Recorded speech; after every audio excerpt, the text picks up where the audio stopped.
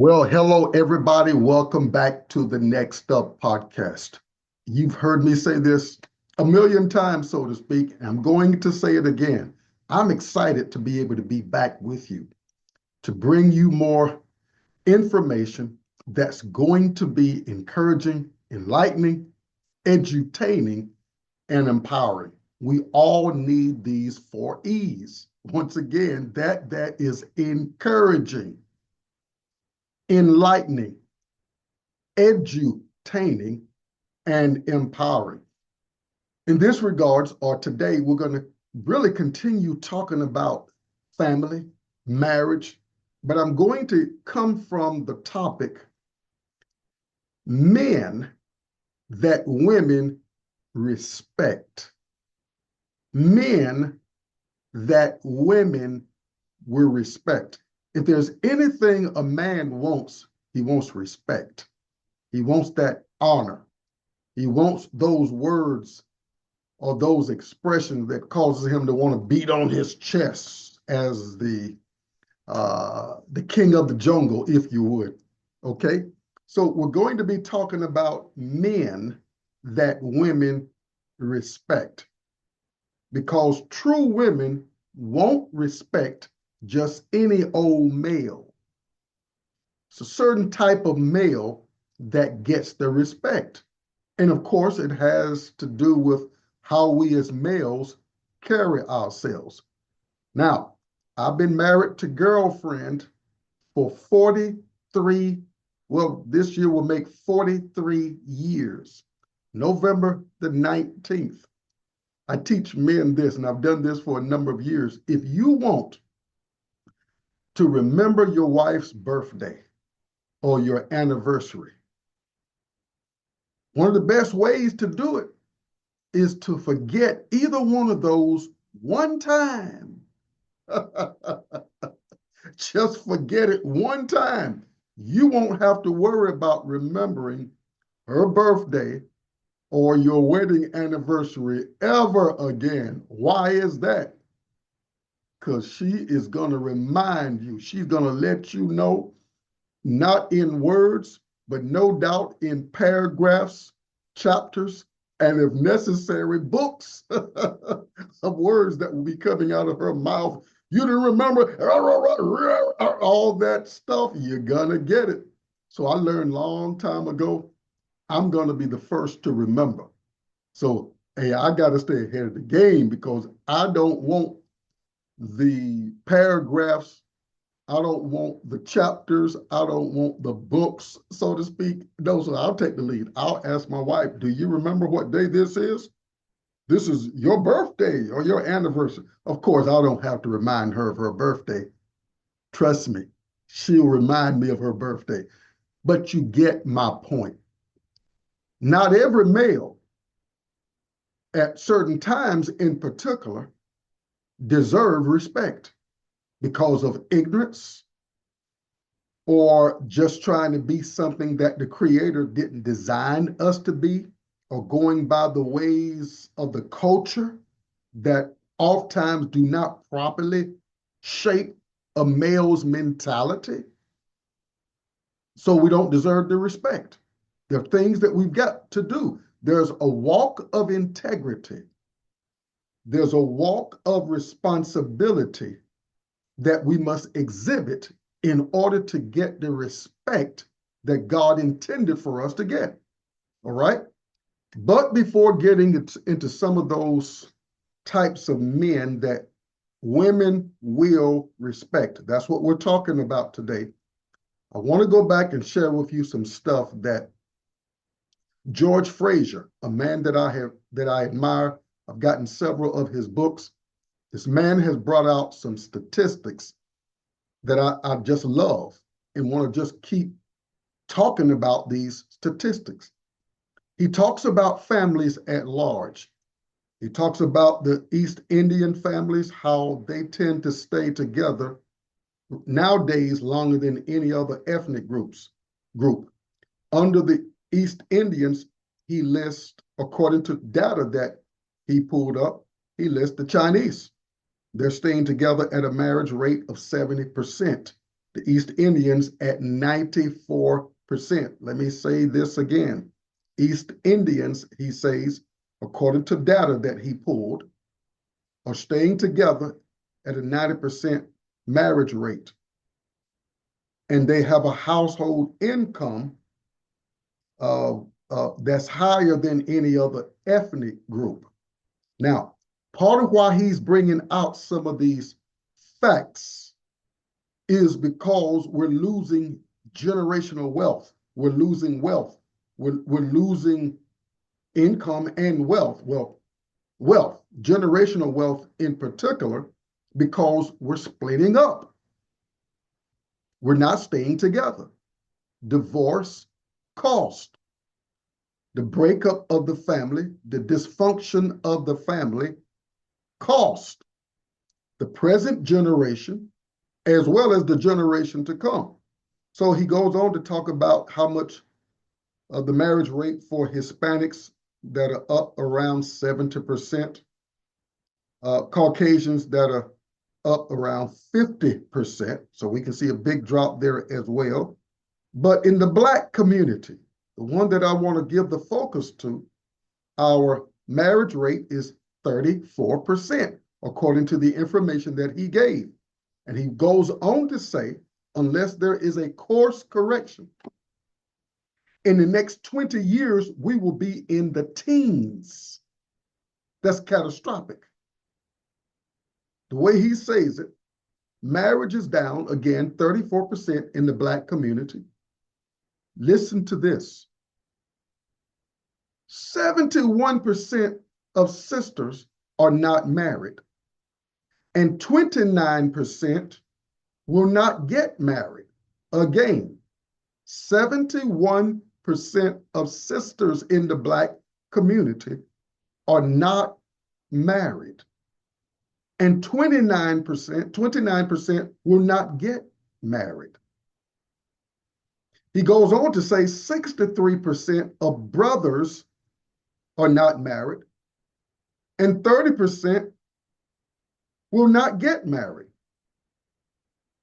Fraser says, there is no culture in the history of humankind that has risen to maximize its potential without the family being the center. Well, it is supposed to be the man and the woman making up the marriage that the family is born out of. That is supposed to be the case, but when the man and the woman are not getting along and then it ends in divorce, then we see the wreckage that comes from the breakup of the family. We don't even have time to talk about how much does one divorce cost? What is the cost factor like emotionally, mentally, or psychologically to the children? What is the cost like? It can be devastating. Just look at our world. You could kind of get an idea of what the cost is like. He said, this phenomenon only exists among African American Black people, among African American Black people. Again, under African American Black people. It's not happening like that in other cultures. African cultures, Colombian cultures where Blacks reside at. He said that this phenomenon exists only among African American Black people. And of course, Fraser says, we've got to fix this. We've got some fixing to do. And today I'm going to be talking about this topic area again, because the fixing needs to start with the us's, the brethren us's. All right? With us as men, in other words. That's where the fixing has to take place at.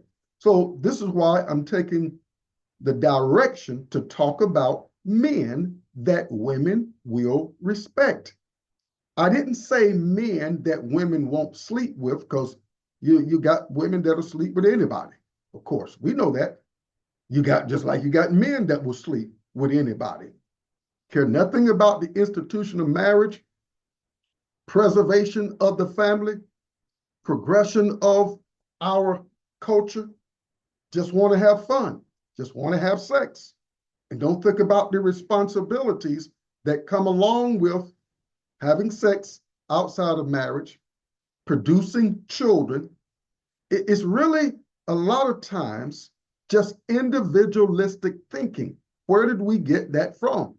Because, as I quoted on earlier shows, there are cultures, and not just African cultures, to where marriage is not just a thing between Calvin and Judy. It is a community thing. The community gathers around that to be relationship, that new marriage. They are supportive of it. In other words, you don't live on an island by yourself. No, it's like you have to account to the community as to how you are dealing with your mate. Man, if we get back to more of a community consciousness and support from the community, that the community wants you to succeed. We ought to want and promote, help other marriages succeed. Younger marriages succeed. Because we that are older in this thing, in this game of marriage, we know what a lot of scenarios look like. If you've been married for over X amount of time, let's say 5 years, you got some experience under your belt. You've been married for 10 years, 20 years, 30 years. Oh my God, you've got a lot of experience under your belts. You've had plenty of ups and downs and having to bounce back and having to forgive, having to reconcile. You've learned a lot about adding value to your mate, preserving your closeness or your intimacy. You've learned a lot about how to utilize words, the tone of your voice, the expressions of your face. Trust you me, you've learned a lot about it. The number of times my wife has said to me, "You're looking at me funny." And I'm like, what? Come on. And a lot of times I had an attitude that needed to be corrected, not tomorrow, but immediately. My point is, we have a lot of experiences together to grow, experiences to grow together. All right. So the point is, we got to think in terms of giving back, setting the light of our relationship on a candle so it can give hope, inspiration, motivation to other people. You see, I don't want to live with my wife and we just tolerated one another. We decided that way, way, way back. This thing was not for us going to be, we're just merely tolerating one another. No, we're going to do things so that it would be a joyous ride from year 1 to year 2 to year 3. Though you still have your growing pains, you still have life that takes place, so you will learn one another and basically grow together. Let me get off of that. So before I get too deep, because that's one of my playgrounds right there, of course. So back to men that women will respect. All right. Number 1 on my list is a man that reverences, fears, or reverences the Creator, reverences God or God's principles. Well, basically the same. And I break it down like that because we've got some people who are not born again, men, that are better quality husband men than some people who are born again or claim to be born again. In other words, the truth is, you've got some people who don't claim to know God, but act better as a husband than some who do. Just look around.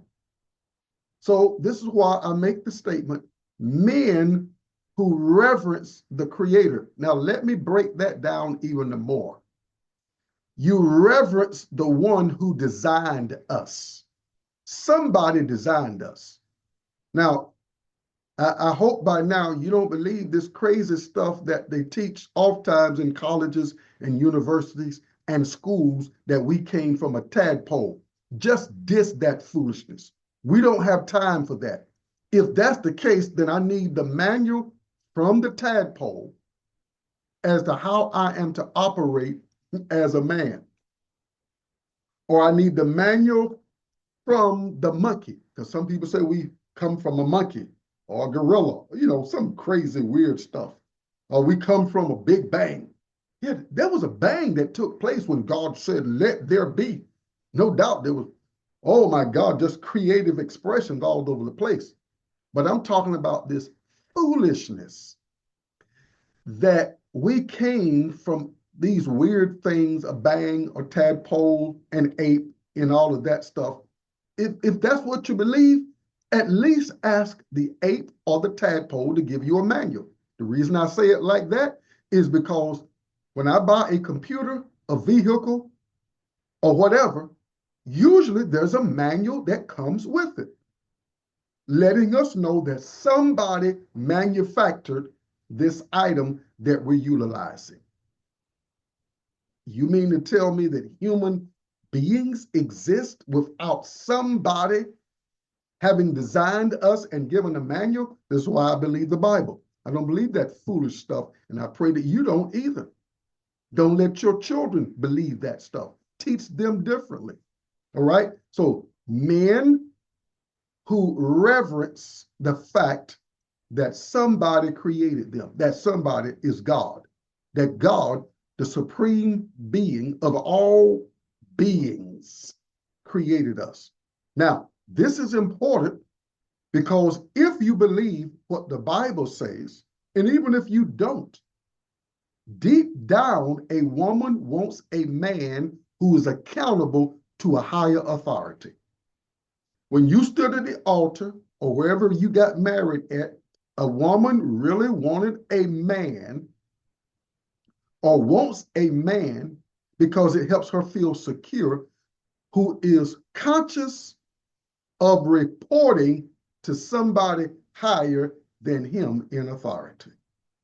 When you stood at the altar, and if you had the privilege, if your father was alive, if your father gave you away, or an uncle or whoever gave that woman away, then that authority, that father figure or that father was transferring authority of development of that young lady over into the hands of a husband who would now take over as the lead, the loving lead, to help her in her evolution of womanhood and definitely as a wife. That, of course, the father could not do because that's not the way it's designed. All right? But my point that I want us to get is that there's the transference of authority from one authority to another. The question is, does Calvin Ellison qualify? Oh my God. Is Calvin Ellison willing to be accountable to a higher authority? Is Calvin Ellison willing to be accountable to other brethren in the community, other men in the community, other marriages in the community? See, that's what I'm getting at. We got a lot of failure in marriage and family because people perceive themselves as, I'm my own man. I'm the man of, yeah, you the man of the house. I get that. But the way God wired us as men and as human beings, he wired us to have to account to him first and then to others. All right? So if my wife's father was living, then I'd need to have the thoughts that, hey, I've got to account to her daddy because I don't own her. She's not my property. Brothers, she's not your property. You don't own her. She belongs to God first and foremost. You didn't create her. I didn't create her. So I don't have the right, and neither do you, have the right to treat her as though she is your property. This is happening in many cultures. This is one, not the only, but this is one of the reasons why there's failure in any marriage. I just said one. I didn't say all right? I don't have time to get into all. I don't know all. I can only point out what I see, and what I see from a pattern perspective. All right? In other ways that I learned this stuff. So a safer man to live with is somebody who's conscious of being accountable. Now, ladies, this is why before you say I do, you need to check the brother out. You need to check out his relationship with dad if dad is living, if dad is around. There are many cases, diverse cases, to where dad was not in the picture. But my point is, you want to take your time to find out, is this guy wired in his consciousness to be accountable to somebody else, desires to be accountable. In some cases, we don't know. We were not trained like that. I didn't know this until, of course, being connected with God, our Father, and him leading me to men, to environments, to situations to where I could hear information so I could get the right wiring up here, and I find out life is a whole lot better when you are accountable, conscious, when you are conscious that you have to account. Well, let's look at it this way. Don't you tend to perform more or better on your job when you know that there's a supervisor in place and the supervisor is going to account to whether you were early or late, how you perform on the job? These mechanisms being in place help your productivity. It's the same thing when it comes down to marriage and the family. When you know that there is a supervisor or somebody's watching you, or that you have to account to somebody. I have to account to my wife. I have to account to my children. I have to account to my community. You have to account to your pastor, your bishop, or your spiritual leader. You have to account. We have to account to everybody that's in our sphere of influence, so to speak. We live our lives, the Bible says, like a tale that is told, a story that's unfolding.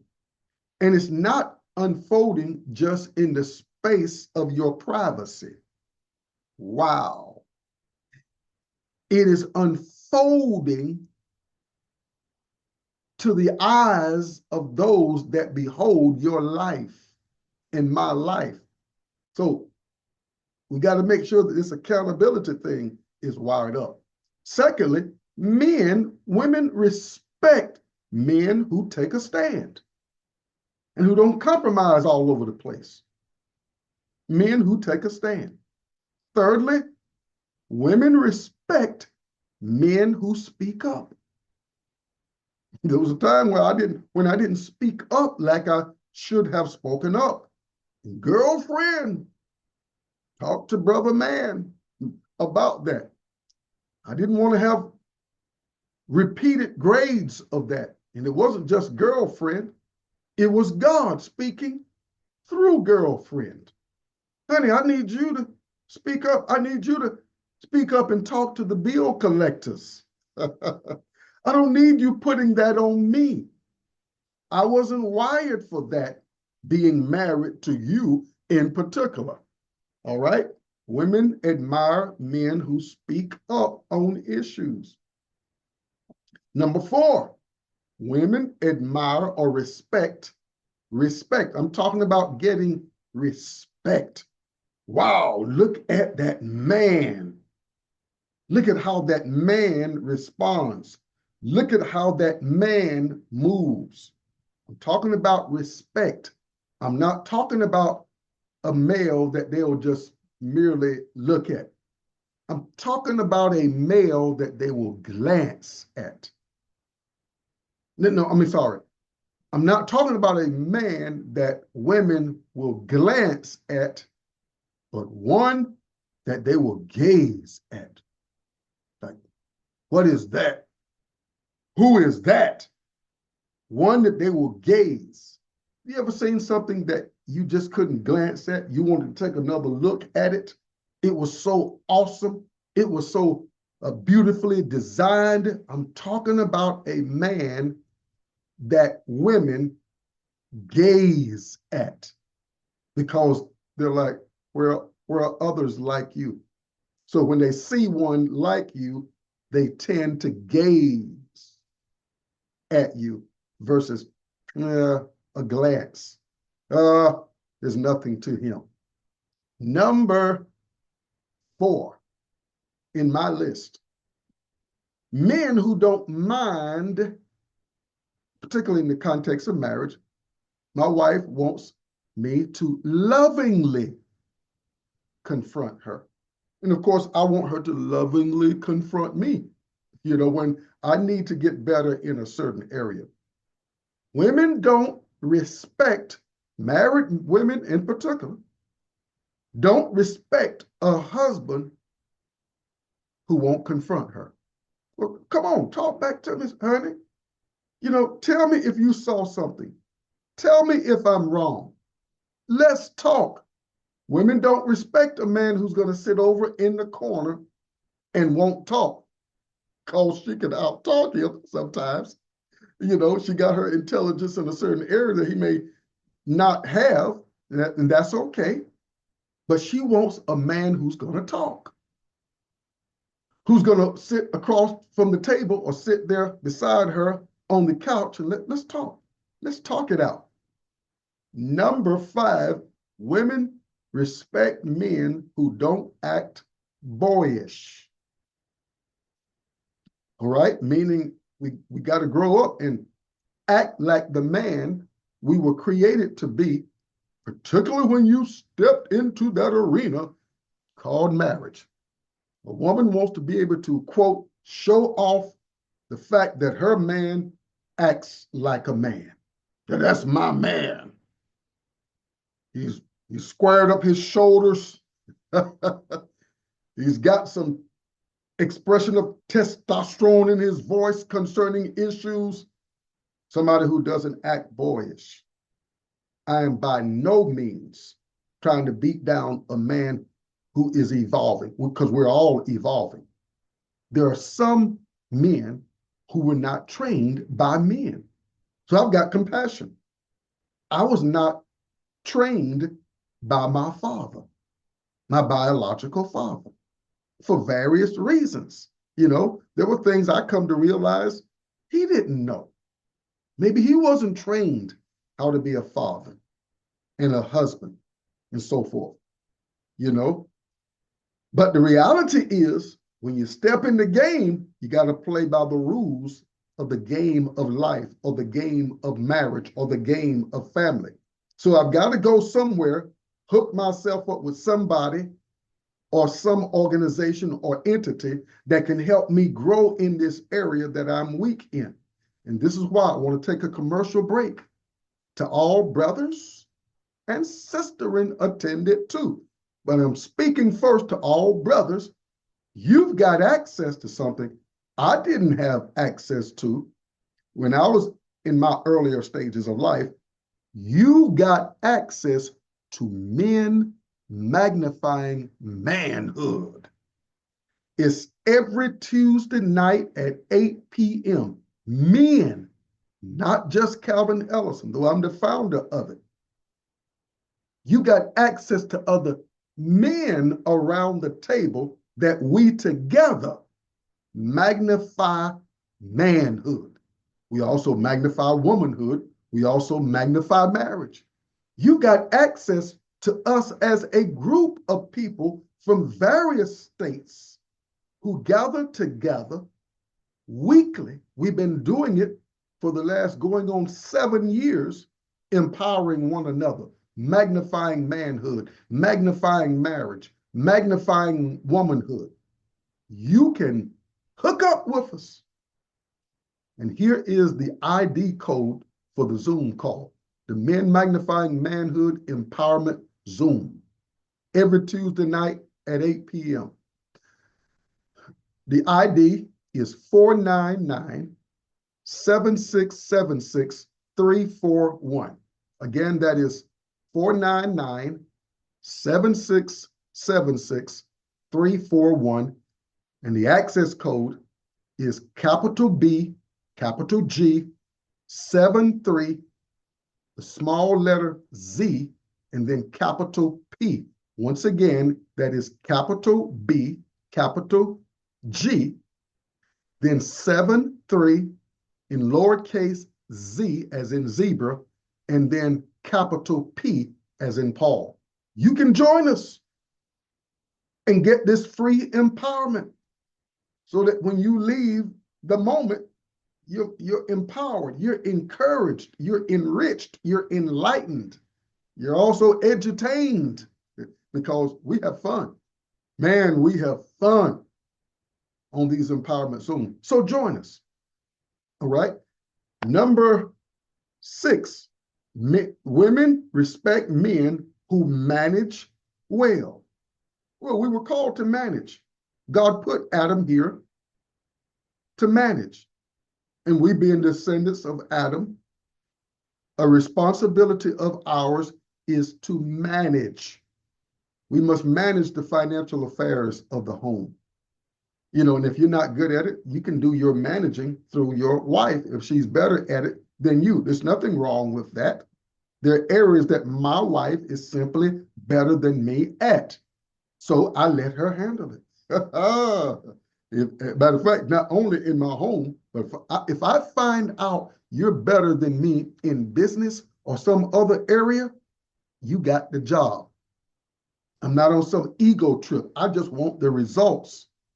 But whether you do it directly or indirectly through someone else who has a better set of skills than you, still you are responsible. You are the president of the household of Ellison, Calvin Ellison. All right? My wife is the vice president. She's the neck that turns the head. All right?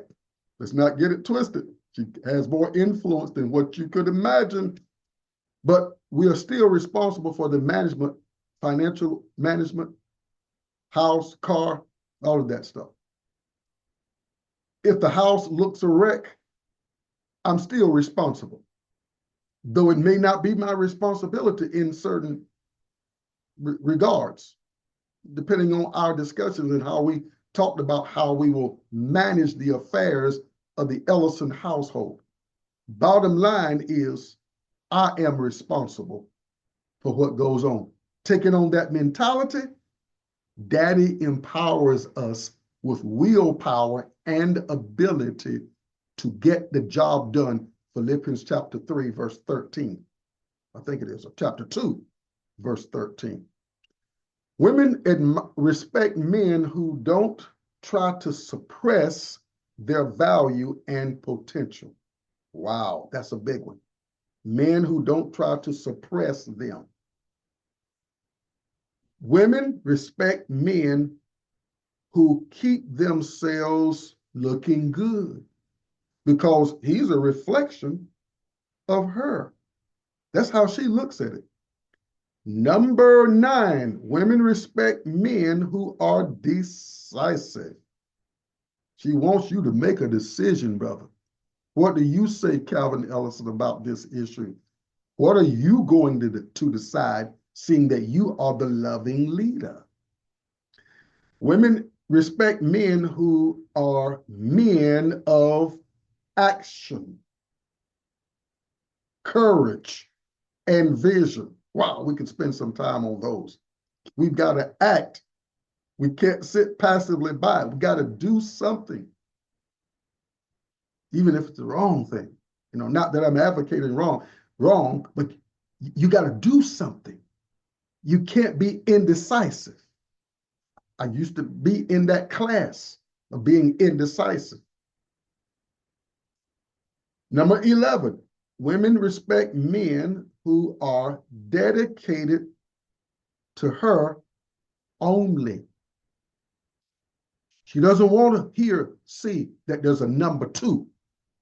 Oh, no, that's a turn off from the get-go. It's got to be established that you are the one and only, and there's not a number 2 and only. You get the picture. In other words, men who are dedicated to her only and not trying to be a playboy. All right. Number 12, men who are committed to dealing with the children. She doesn't want to carry the load all by herself. No, it's not given to her to do that. Men who are dedicated to dealing with the children.